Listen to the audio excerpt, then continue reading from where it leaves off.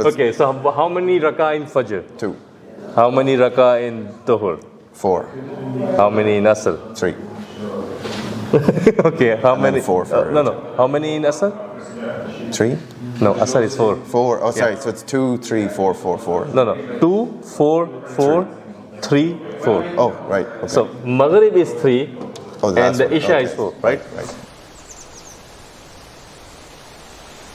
I'm 32 years old. I live in a town called Carlow. Recently moved back there from Dublin. I lived in Dublin since I finished school in 2007. So I work as an actuary in insurance. So kind of dealing with the risks associated with insurance products. Sami Allah, Allahu liman hamida. Sami Allahu liman hamida.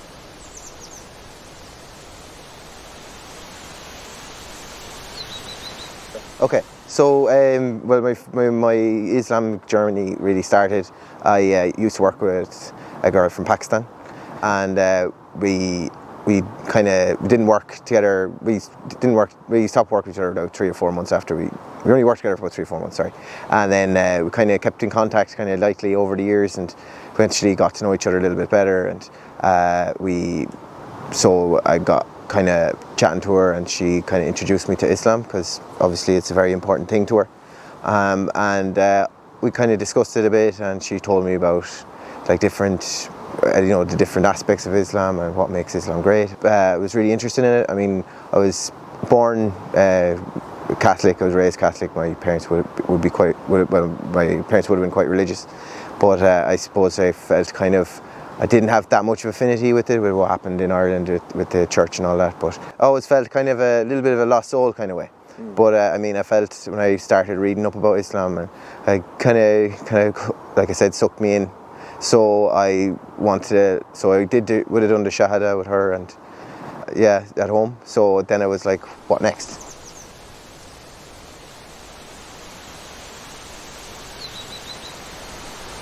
I mean, like I found that it's kind of, with lockdown, there is, you do your work, you stay in your home, your apartment, you work in your apartment, you finish up, you're going to stay in your apartment, maybe go for a run or a walk or something like that. So you have a lot of free time to yourself with no commute and that kind of thing. So I mean, with the free time comes a lot of time to yourself, and a lot of time to look inwards and think about your own purpose in life, because there's other distractions in life that weren't available at the time. So I'm glad that I had that time. So I kind of thought about it in my head, and it just made sense, to be honest, reading up about it, and just about how, I mean, I'm a big believer in equality, and I think that in a lot of senses the world is kind of, since especially in the last few years, the rich have gotten richer, the poor have gotten poorer, and I think in our country we've got forgotten about that. And I mean, in Islam with zakat, that kind of thing, I really like that idea, that kind of spread the wealth of it, so that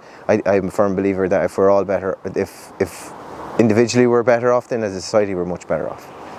It's greater than the sum of its parts, say, So that was kind of my believing, and I mean, it's kind of, as well as that, the thought about what's next, the afterlife, that kind of thing, it's something I would have avoided thinking about a lot in my life, and it was something that really came to the fore kind of in a way because my father passed away 2 years ago, and we were with him in the hospital with him, and I'm glad I was there with him, but it did make me think a lot about my own life and how I want to live my own life, and what's going to happen at the end of my own life, and it's just something I avoid thinking about before, but I got a lot of comfort thinking about that. If I am a good person, if I love Allah and I treat Allah the way He wants me to treat Him, I can get there, and I can get there into paradise eventually, inshallah. If I, and I mean, there is a blueprint set out by Allah and how we can get there, which I like too, and that's what I want. I mean, this life is this life, and I'm enjoying it, and I'm really enjoying it. But we eventually will get there. I like all good things end, but hopefully there's a much better thing coming on the other side.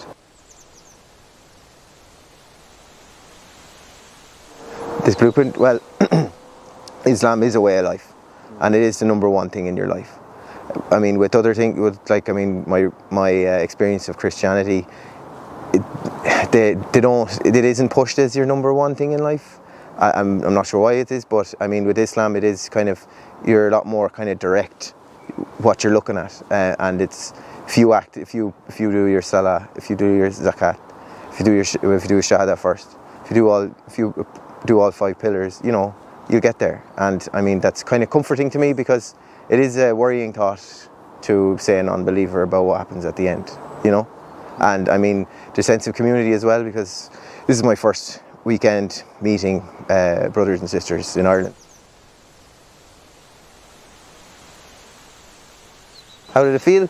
I mean, I was looking forward to it. At the same time, I was kind of worried that was I good enough Muslim to meet these people. I felt kind of like, oh, have I done enough to deserve this? But I mean, that was very unfounded. I felt like there was no judgment. There was like, I was guided the whole way through. Like Munzir, one of the guys I was praying beside, he looked at me and he says like, look, and I was trying to do my 33 subhanallah, alhamdulillah, and Allahu Akbar, and he saw me trying to fiddle around, but he told me the trick about, you know, counting on your fingers that way, okay. Which, you know, that kind of thing. And then we had the prayer workshop, so Ali taught me like the proper kind of way to, you know, recite the prayers and how to do the different prostrate yourself and all that kind of thing. So stand up. So you show how the ruku works, how the ruku is done, inshallah. And you do the sujood as well while saying the words, right word, right? So go Allahu Akbar. Allahu Akbar. Yeah. Subhana Rabbil Azim. Yes. Subhana Rabbil Azim. Subhana Rabbil Azim.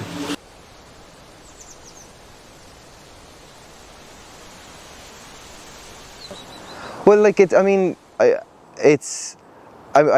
what I'm finding tricky is that, I mean, it is like I'm not an Arab. I don't have any word of Arabic, but I mean, I'm finding it easy to pick things up anyway, so that's not too bad. I'm looking forward to being able to kind of have it like that, so I'm not even thinking about it. It just comes out, and so I can really kind of think about Allah. Instead of focusing on getting the words right, I can actually focus on actually my thoughts, and you know how it just comes out like a machine out of my mouth. You know what I mean?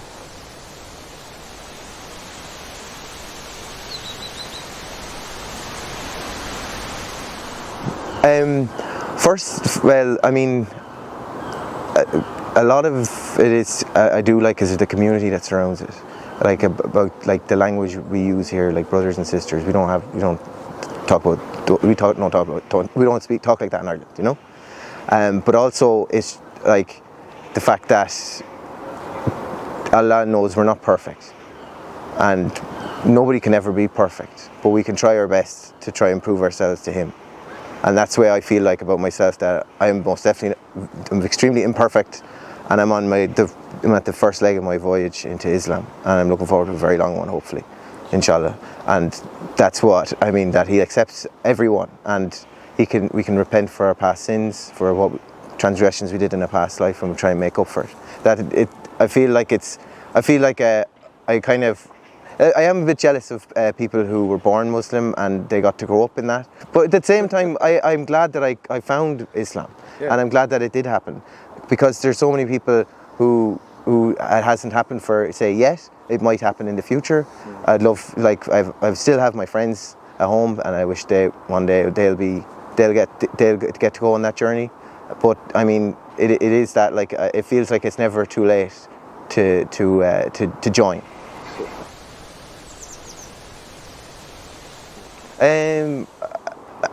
I've told my mother, my sister, my mother told me she loved me no matter what. You know, as long as I'm happy, she's happy.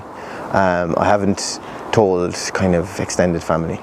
Now my extended family would know Eddie and my partner, and they think a lot of her, and like they know she's Muslim, and they accept her for all. And then, you know, like I have a very extremely tolerant family.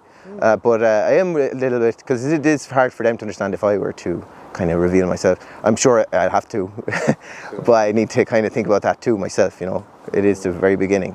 But I can't imagine. I'm not going to, I know there's guys here that were kind of shut out by their friends and family when they revealed to them. But I couldn't see that happen with myself. I do have a very tolerant group of friends. I don't mix with kind of people who think like that anyway. I've always been a very tolerant person. Anyone who says anything kind of offensive or that wouldn't be friends with me anyway. So I don't think that would be an issue for me.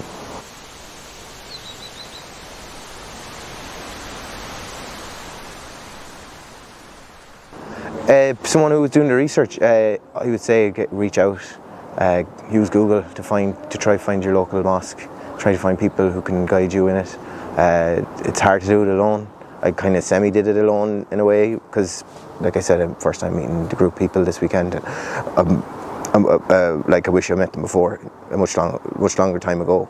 So my advice is just to discuss it with someone who can guide you in a way, because we do need guidance. There's knowledge to share from others to yourself. So I would definitely reach out to someone and to stick at it too, and think independently from other people.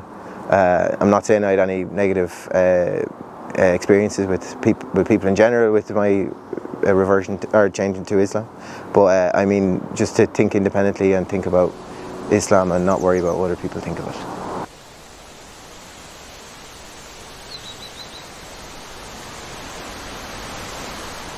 Biggest takeaway from the retreat? I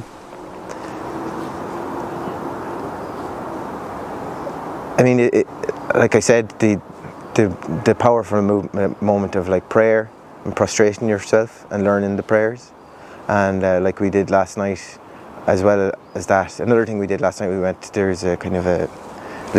out to a little park here and we lay down, and one of the guys spoke as if we were just kind of close your eyes, and it was lying on the wet grass, and what you think about, like what's the last thing you'll see before you die, and how like life goes on. You only die once, you'll live forever. That's the most powerful thing to me as well. I mean, that the fact is that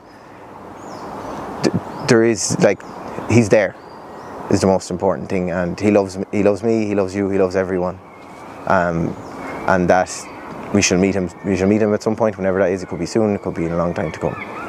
And what I'd like to take from it as well, and to take from it the way I could act, is I'll go to my friends, I'll meet them, I'll tell them about what a great time I had, about how how they feel a community, how I was educated about Islam, and maybe, I'm sure many of them won't, probably brush me off, but some might listen, and some might think there's something there for them too,